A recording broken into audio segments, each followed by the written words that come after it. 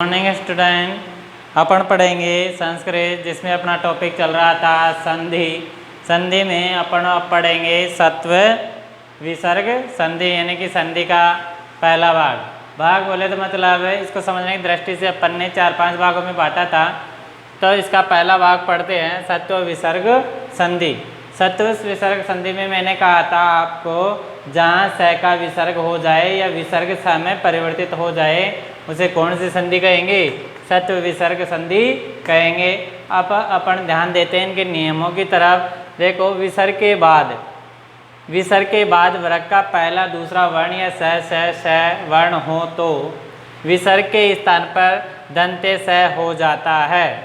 अब देखो, विसर्ग के बाद में अब जैसे कोई सा भी विसर्ग हो सकता है, जैसे नमः प्लस ते, यानी कि विसर्ग के बाद में वर्ग का पहला और दूसरा वर्ण, वर्ग का कौन सा पहला दूसरा वर्ण या श वर्ण हो तो विसर्ग के स्थान पर दंते स हो जाता है। देखो, विसर्ग प्लस वर्ग का कोई सा भी वर्ग हो जिसका पहला दूसरा वर्ण या स इन तीनों में से कोई भी हो तो विसर्ग किस में परिवर्तित हो जाएगा? आदेश में परिवर्तित हो जाएगा। अब देखो, इनका कैसे पढ़ेंगे अपन, कैसे लिखेंगे समझने की दृष्टि से। देखो, विसर्ग के बाद में कैक है, विसर्ग के बाद में कैक है पहले दूसरा वर्ण, और पैफ है पहला दूसरा वर्ण के रहने पर विसर्ग का क्या हो जाता है? या तो उसका विसर्ग ही रहता है या उसका अर्थ क्या हो जाता है? अर्ध विसर्ग हो जाता है। यानी कि विसर्ग के बाद में कैक है या पैफ है के रहने पर विसर्ग का विसर्ग या अर्ध विसर्ग हो जाता है। जैसे कि अपन लिखते हैं मनः प्लस कामना, मनः प्लस कामना। अब इसका तो ऐसे कैसे, या तो ऐसे कैसे लिख दो इसको, मनः कामना, क्योंकि ये नियम कह रहा है कि अगर विसर्ग के बाद में कैक है या फै के रहने पर या तो विसर्ग का विसर्ग रहने दो या उसका क्या कर दो? अर्ध विसर्ग कर दो। तो या तो ऐसे कैसे रहने दें या फिर करेंगे मनः, अब ये अर्ध विसर्ग कर दिया अपन ने, क्योंकि जैसे कि ये दो विसर्ग लगाया, अब दो विसर्ग में से आधा विसर्ग नीचे से गायब कर दिया, आधा विसर्ग ऊपर से गायब कर दिया, और एक कामना ऐसे कैसे आ गया। ठीक है, इसके एग्जाम्पल और देखेंगे अपन। देखो, दूसरा नियम, विसर्ग के बाद, विसर्ग के बाद च और छ वर्ण का, वर्ग का पहला और दूसरा वर्ण के रहने पर तालव्य श, तालव्य श कौन सा होता है? ये वाला। तो तालव्य श हो जाता है। कब होता है? जब विसर्ग के बाद छ हो तो तालव्य श हो जाता है। किसके स्थान पर होएगा? विसर्ग के स्थान पर होगा। जैसे कि कै प्लस चलती। अब देखो, विसर्ग के बाद में वर्ग का पहला दूसरा वर्ण आ रहा है और च आ रहा है, तो विसर्ग के बाद में च आए तो विसर्ग का क्या बन जाएगा? तालव्य श हो जाएगा। जैसे कि इसको लिखेंगे क आधा से चलती, कस चलती।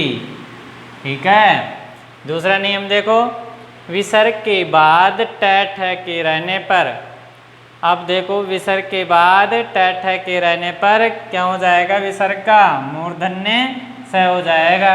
जैसे कि धनुआ प्लस टंकार। अब विसर्ग के बाद में क्या आ रहा है? ट आ रहा है। विसर्ग के बाद में ट आ रहा है तो धनुआ विसर्ग के स्थान पर आधा स आ जाएगा मूर्धन्य स, और टंकार ऐसे कैसे आ जाएगा? धनुष टंकार। ठीक है, अब देखो, विसर्ग के बाद अगर तथ हो तो तथ के स्थान पर क्या होगा? दंते स हो जाएगा। कौन सा स हो जाएगा? दंते स। अब देखो, नमः प्लस ते, विसर्ग के बाद में क्या आ रहा है? त आ रहा है। वर्ग का पहला और दूसरा वर्ण या त आए। अब देखो, ये त आ रहा है तो इसको कैसे लिखेंगे? नमः विसर्ग के स्थान पर आदर्श है और ते ऐसे कैसे नमस्ते।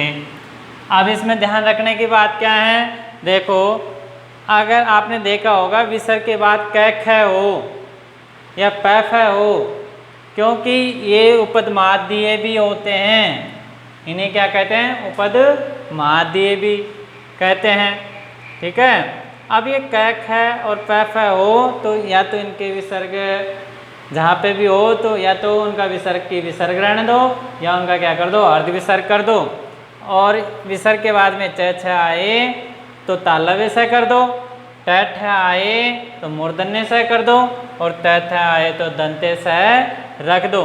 यानी कि क ख आए तो विसर्ग का विसर्ग रहने दो या अर्ध विसर्ग कर दो, छ छ आए तो तालव्य से, ट ठ आए तो मूर्धन्य से और त थ आए तो दंते से कर देते हैं। और इस प्रकार से अपनी ये विसर्ग संधि जो कि सत्व संधि विसर्ग संधि कहलाती है और इसको ऐसे समझा जाता है। यानी कि सत्व में आप नाम से ध्यान रखना कि जहाँ स का प्रयोग होता है विसर्ग के स्थान पर या स के स्थान पर जहाँ विसर्ग आता है या विसर्ग के स्थान पर आदर्श है, कोई सा विषय आता है तो वहाँ कौन सी संधि होगी, सत्व विसर्ग संधि होगी। आप इसका स्क्रीनशॉट लेकर के आप इसको लिख भी सकते हो और इसको पढ़ भी सकते हो और इसको याद करना। और ये आपको चित्र है, आशा है कि समझ में भी आया होगा। धन्यवाद।